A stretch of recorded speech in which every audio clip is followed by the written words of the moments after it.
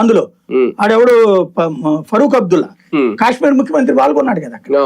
కాకపోతే డైరెక్ట్ గా రారు వీళ్ళు, స్టేజీ దగ్గర వీళ్ళు ఉంటారు, మిగతా మీరు అందరూ పోయి కొట్టుకుంటారు అంటారు.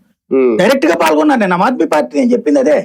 సీఎం గా చేసిన అమ్మాయి అతిశి తను కూడా పార్టిసిపేట్ చేసింది కదా ప్రత్యక్షంగా. ఆమ్ ఆద్మీ పార్టీ ఎంపీలు పార్టిసిపేట్ చేశారు అందులో నిన్న.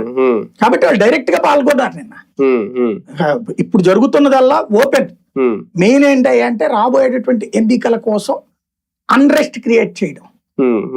ప్రత్యక్షంగా ఇదిగో నేను ఈ పథకాలు ఇస్తాను. ఇప్పుడు ఆమ్ ఆద్మీ పార్టీ క్రిందసారి పంజాబ్ దగ్గర ఎట్లాంటి గొడవలే సృష్టించి గెలిచింది, అధికారంలోకి వచ్చి. ఈ 5 ఏళ్లలో అట్లా సాటిస్ఫై చేయాల.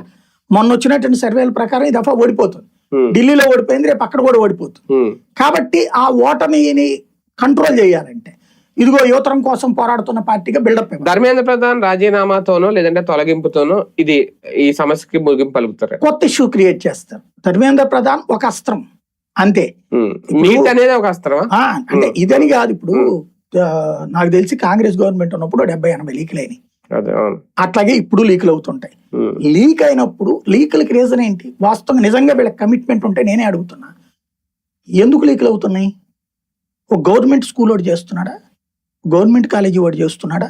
వాడికి అంత తీరిక ఓపిక ఉండదు, వాడి జీతం వాడికి వచ్చేస్తుంది. ఎవడు చేస్తున్నాడు? వీడు ప్రైవేట్ విద్యా సంస్థలోడు చేస్తున్నాడు, కార్పొరేట్ విద్యా సంస్థలోడు చేస్తున్నాడు. ఎందుకు?